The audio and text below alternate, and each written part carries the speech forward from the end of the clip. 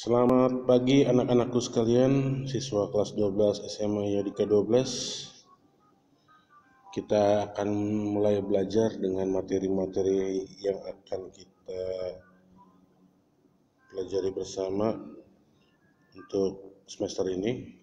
Semester ini kita akan punya 5 materi besar yang nantinya akan kita habiskan dalam satu semester, dan semester 2 ketika kalian masuk nanti semoga kita hanya tinggal melakukan pengulangan pembelajaran, dan tujuannya adalah untuk supaya kita bisa mempersiapkan diri kita untuk menghadapi ujian akhir ya. Kita tidak tahu nanti bentuknya apa itu ujian akhir. Apakah ujiannya UN, apakah ujian mandiri seperti tahun yang lalu. Kita tunggu saja, tapi kalian akan mendapat hak kalian, yaitu belajar tentang materi yang kita temukan hari ini. Oke. Materi pertama yang kita bicarakan adalah menulis surat lamaran pekerjaan ya. Nah, kalau menulis surat lamaran pekerjaan sebenarnya adalah materi yang sangat berguna buat kalian, terutama buat kalian yang nantinya lulus SMA. Siapa tahu ada kemungkinan untuk mencari pekerjaan, baik bentuknya apapun pekerjaannya, kalian bisa mempelajari pentingnya membuat surat lamaran dari apa yang kita lakukan hari ini. Pertama, kita harus tahu dulu apa itu surat lamaran. Seperti di pelajaran-pelajaran sebelumnya, mungkin ketika SMP kalian pernah mempelajari tentang surat, walaupun di masa sekarang ini surat itu sudah jarang digunakan ya. Surat banyak yang digunakan adalah surat resmi antar perusahaan. Kalau surat pribadi udah jarang sekali dilakukan karena kita sudah mengenal teknologi baru berupa handphone yang punya sistem SMS ya, short message service, atau juga kita punya WhatsApp sekarang ya, dimana kita bisa saling bertukar kirim pesan. Kalau kita runut-runut ke belakang, sebenarnya dunia komunikasi itu sangat sulit ya. Dulu itu kalau kita bisa berpikir jernih, yang namanya komunikasi itu sangat sulit dilakukan secara jarak jauh. Mengirimkan pesan, mengirimkan sebuah berita sangat sulit dari jarak jauh. Tapi sekarang semuanya sudah bisa dengan mudah dilakukan. Ya, dulu itu perlu ada yang namanya kurir untuk mengirim pesan. Pesannya berupa surat. Surat itu juga dulu susah mencari kertas untuk membuat surat itu tahun 1800-an sampai 700-an. Kertas itu hanya adalah salah satu barang yang mewah ya, barang mewah. Lalu kemudian beranjak setelah kertas ditemukan, dulu belum ditemukan kertas, bahkan kalau kalian ke Perpustakaan Nasional banyak media buat penulisan itu di kulit binatang, bisa kalian lihat bentuknya, bahkan di kulit bambu ya. Jadi bambu itu kan kulitnya licin tuh, itu diseset pakai pisau kecil gitu ya, kayak semacam cutter ya, atau silet di zaman dulu ya. Itu dituliskan dengan menggunakan aksara-aksara zaman itu. Bambunya kemudian dibakar bukan dibakar sampai hangus, tapi didekatkan ke api hingga mulai ada hangus-hangus arangnya itu. Nanti setelah itu dilap, nanti yang dibeset-besetan dari goresan-goresan tadi itu akan tersangkut arang-arang yang membuat tulisannya jadi tampak kelihatan gitu ya. Itu adalah bentuk surat zaman dulu ya. Bentuknya bisa menggunakan kulit binatang yang ditulisin, ada menggunakan kulit bambu, daun lontar dan sebagainya ya. Tapi kemudian berkembang sudah bisa ada media penulisan berupa kertas.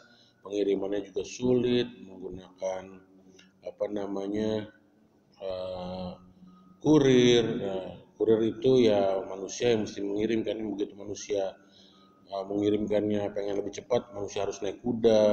Kalau manusianya pengen lebih cepat dari naik kuda ya pakai merpati pos. Tapi kalau merpati pos juga terbatas jaraknya ya. Kalau merpatinya sakit dan sebagainya, mati di jalan ya tidak bisa sampai, kalau terlalu jauh juga tidak bisa sampai dan sebagainya ya.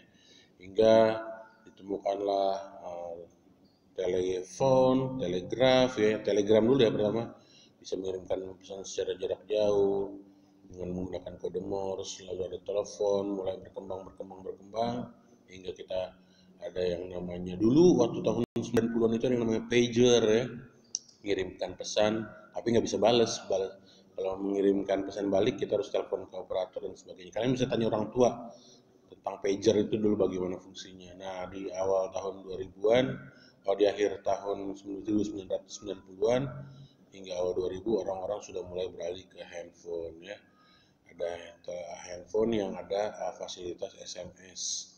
Berkembang SMS mulai dulu ada email ya, email itu kalau menggunakan internet tapi pakai komputer PC biasanya ya. Cuman ada yang sekarang ada teknologi smartphone ya, bisa menggunakan internet di telepon seluler ya. Jadi kita udah berkembang dan semuanya menjadi sangat digitalis sehingga akhirnya surat itu jarang digunakan ya. Dan surat yang masih dipakai adalah bentuk surat-surat resmi dan seperti surat yang akan kita bahas hari ini, surat lamaran pekerjaan, yaitu surat yang semi resmi ya. Karena dia yang membuat bukan perusahaan tapi perorangan, kita ke perusahaan. Sementara surat resmi itu adalah biasanya surat yang dibuat oleh instansi tertentu. Surat itu bentuknya kan dua, surat resmi dan surat pribadi. Nah, itu laporan saya tentang surat ya. Nah, sekarang kita masuk ke surat lamaran pekerjaan. Yang kita akan bahas adalah apa itu pengertian dan jenis surat lamaran pekerjaan.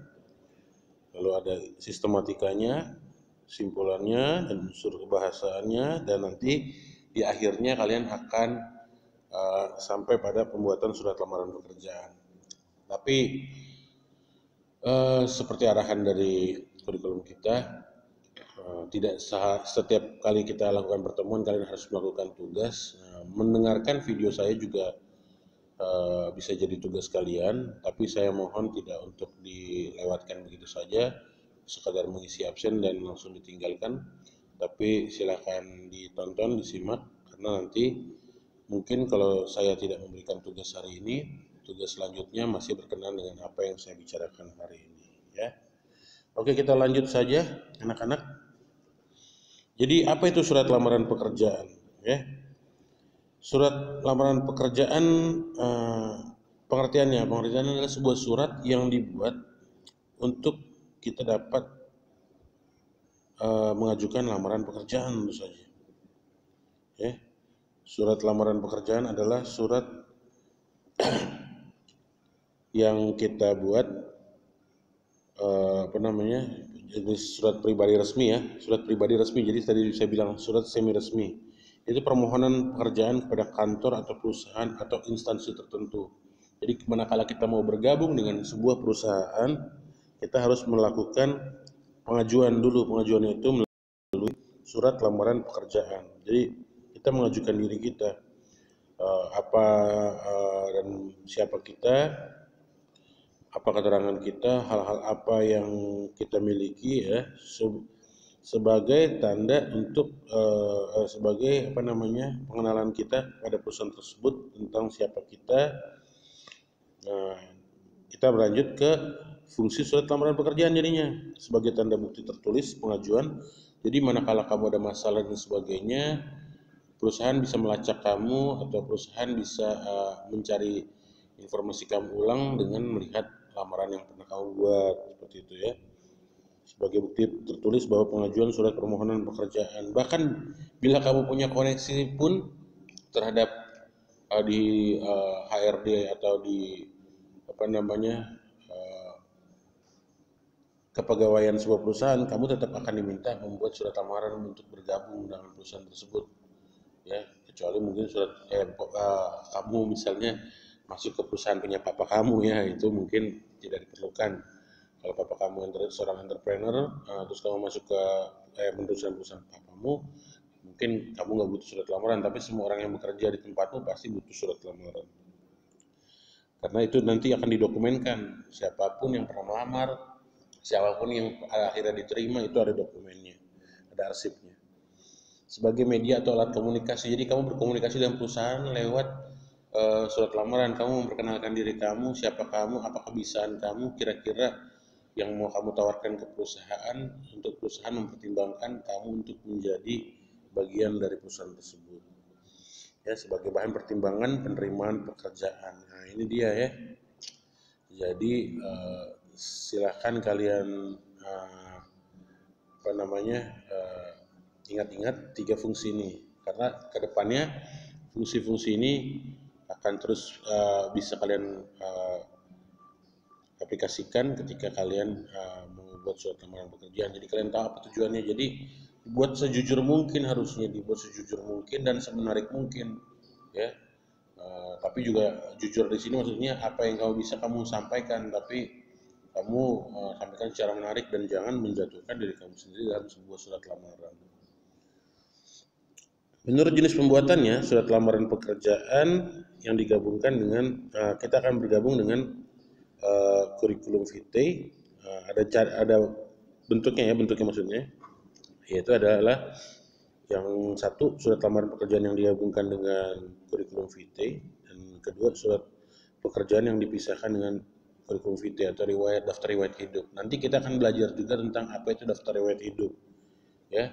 Daftar riwayat hidup itu nanti kamu tulis, ya, kan tadi saya bilang kita harus menunjukkan kepada perusahaan siapa dan apa kita, apa yang kita miliki untuk dijadikan pertimbangan perusahaan. Makanya kita harus menuliskan semua data lengkap kita, data pribadi kita, lalu riwayat pendidikan kita, riwayat pekerjaan kita, pelatihan-pelatihan yang pernah kita miliki, prestasi-prestasi yang kita miliki, tapi harus jujur dan bertanggung jawab.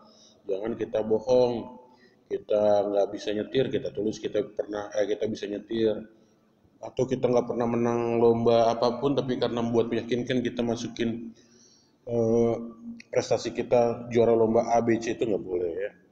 Karena tujuannya adalah kita memberikan informasi kepada si perusahaan tersebut apa yang kita punya untuk mereka jadikan bahan untuk di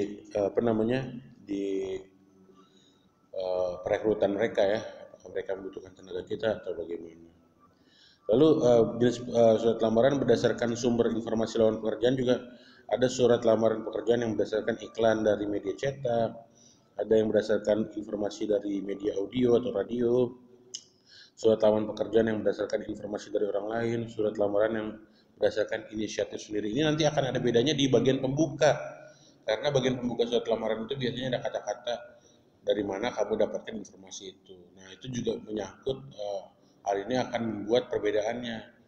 Nanti di teknis penulisannya akan saya jelaskan lebih lanjut. Yang pasti misalnya kalau kita dapatnya dari media, kita harus menuliskan media, misalnya sehubungan dengan iklan yang saya baca dalam media, dalam surat kabar Kompas tanggal berapa, misalnya seperti itu. Kita harus tuliskan ya.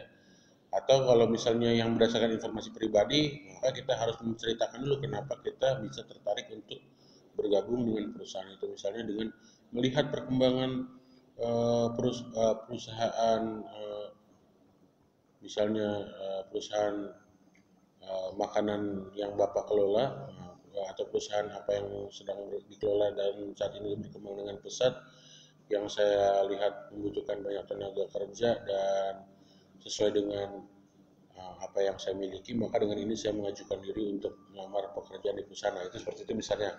Tergantung bagaimana sumber lowongan pekerjaannya.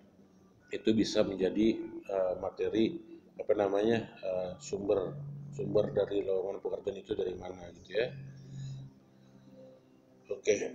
Sistematika surat lamaran pekerjaan itu adalah yang saya lanjutkan nanti. Apa itu, bagaimana isi surat lamaran pekerjaan, yaitu informasi yang tertulis dalam surat lamaran pekerjaan berisi permohonan seorang pelamar pekerjaan agar dapat diterima di tempat yang dia lamar. Nah, ini isinya ya. Isinya adalah kita mengajukan diri kita bahwa kita punya niat untuk melamar di sebuah perusahaan ya. Kemudian sistematikanya hal-hal inilah, poin-poin ini yang harus kita punya. Satu, tanggal dan tempat pembuatan surat itu harus jangan kelupaan, karena suratmu itu akan didisposisi atau diposisikan sama penerimanya untuk mana yang fresh, mana yang udah lama dan sebagainya ya. Kemudian lampiran surat juga kita harus seperti halnya di surat resmi, kita harus menampilkan lampiran karena kita jelaskan di situ lampiran surat kita apa aja. Nah, surat ini harus menjelaskan lampiran-lampirannya yang akan kita uh, sampaikan bersama dengan surat itu. Misalnya lampirannya adalah foto, lampirannya fotokopi KTP, lampirannya misalnya lembar daftar riwayat hidup, terus lampiran lagi misalnya fotokopi ijazah dan sebagainya ya. Itu kita cantumkan di surat lamaran biar ketika diperiksa mereka bisa mengecek apakah lampiran kita itu lengkap atau enggak ya. Kemudian yang perlu juga diingat-ingat adalah nama dan alamat tujuan surat. Suratnya ditujukan pada siapa? Pada bagian HRD kah? Pada pimpinan perusahaan kah? Dan sebagainya. Itu pasti ada di dalam sebuah surat lamaran pekerjaan. Salam pembuka biasanya ya itu ya dengan hormat. Sehubungan dengan surat, nah itu dengan hormat itu salam pembuka. Jadi kita harus menyapa dengan sopan. Nah, pembuka surat itu yaitu tadi sehubungan dengan iklan yang saya terima di koran bla bla bla. Dengan ini saya mengajukan itu namanya pembuka surat. Isi surat itu kamu menjelaskan saya hendak melanjutkan lamaran pekerjaan untuk posisi apa dengan apa yang menjadi bidangmu, dengan apa yang merupakan kemampuanmu. Lalu ada penutup surat. Ya, penutup surat itu ada pastinya adalah ini penting juga nih karena di ujian nasional sering dipakai nih sebagai soal ya. Biasanya bagaimana penutup surat yang baik? Penutup surat yang baik itu adalah yang sopan, tapi juga memiliki nilai respektasi atau penghormatan pada perusahaan tersebut, tapi juga tidak terlalu terlalu receh ya istilah anak sekarang ya.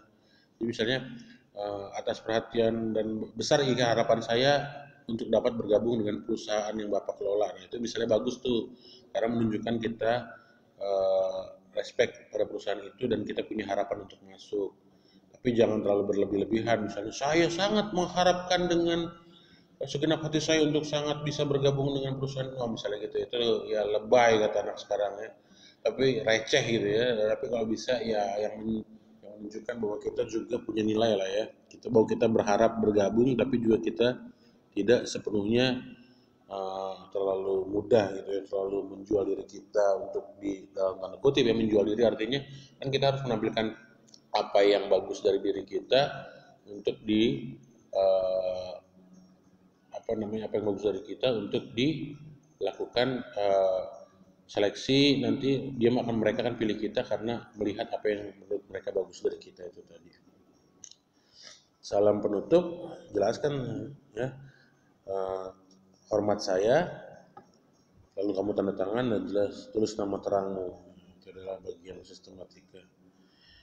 Aspek penting yang harus ada dalam surat lamaran pekerjaan terdiri atas pernyataan umum dan argumentasi. Pernyataan umum berfungsi sebagai informasi awal terkait dengan pekerjaan yang akan dilamar. Sementara itu, argumentasi berfungsi menguatkan pernyataan umum atau tesis.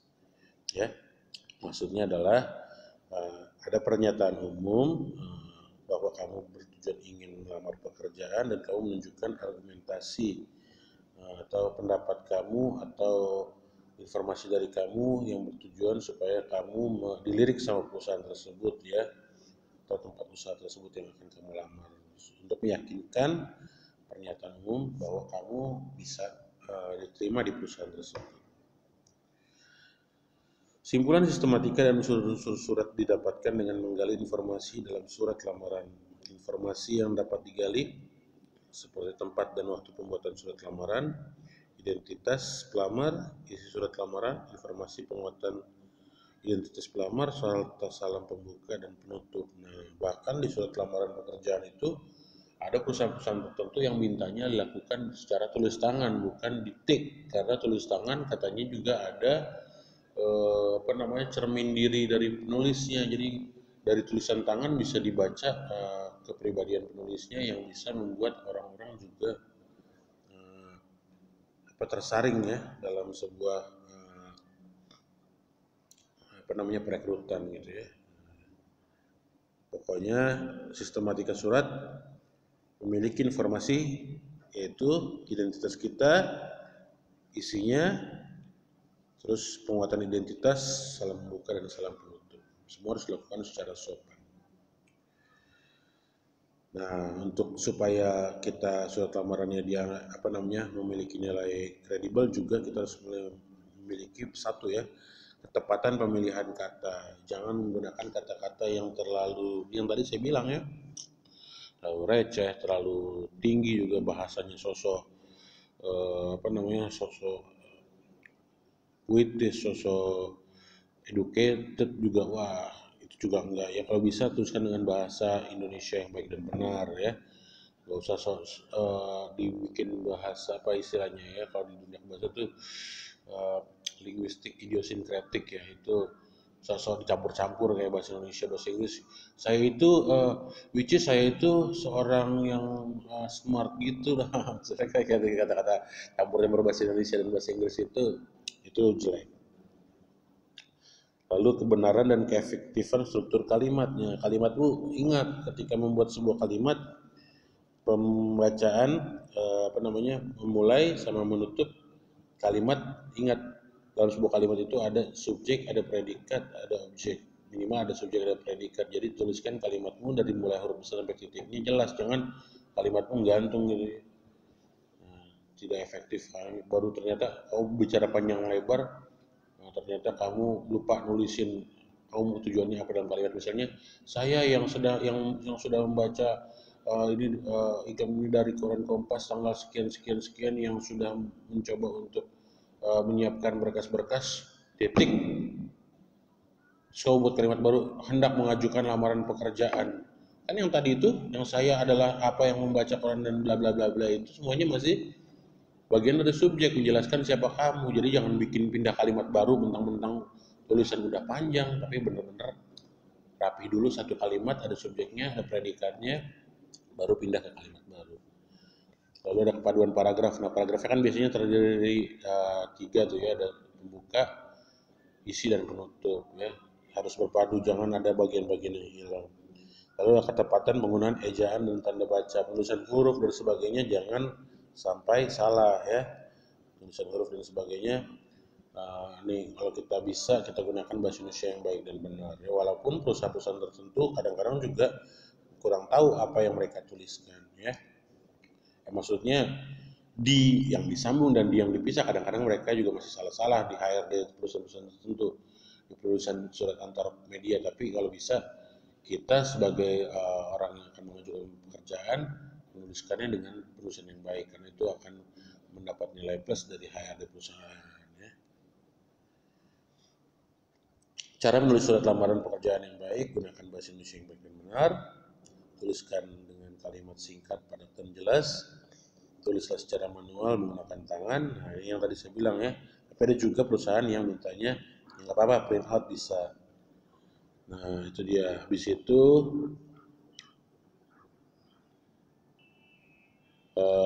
gunakan bahasa Indonesia. Perhatikan kebersihan tulisan. Nah, dalam arti apa? Nih yang nggak boleh kalian lakukan.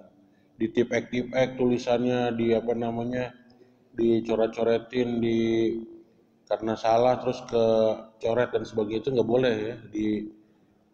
Makanya kalau penulisan surat lamaran yang pakai tulisan tangan ya diusahakan jangan sampai banyak salah ya. Jadi jangan sampai jorok kelihatan kertasnya. Tapi kalau memang ada kesalahan penulisan ya udah hapus aja ya, hapus atau ganti kertas baru lah, bikin kertas baru gitu ya. Isi secara jelas data diri dan informasi tentang diri Anda dan lampirkan dokumen-dokumen pendukung. Lampirkan sertifikat pendukung yang bisa menambah nilai lebih pada diri Anda ya. Oke, hari ini Bapak menjelaskan tentang ini dulu ya. Oke, menulis surat lamaran pekerjaan. Nanti kalian di waktu-waktu selanjutnya baru kita mulai penugasannya nanti. Bapak akan tunjukkan bentuk surat lamaran pekerjaan dan bentuk iklan di kesempatan berikutnya. Untuk hari ini, setelah kalian menonton ini, silakan kalian buat catatan pribadi kalian sendiri tentang hal-hal yang penting yang saya ceritakan dalam uh, apa itu surat lamaran pekerjaan dan sebagainya yang tadi kita ulas dalam video.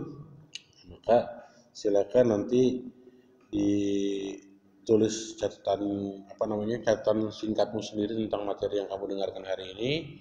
Nah, catatan singkatmu, coret-coretmu tentang rangkuman materi kita hari ini, kamu foto, kamu kirim ke WhatsApp ya. Oh iya, jangan lupa tulis di kolom komentar siapa dirimu, absen ya.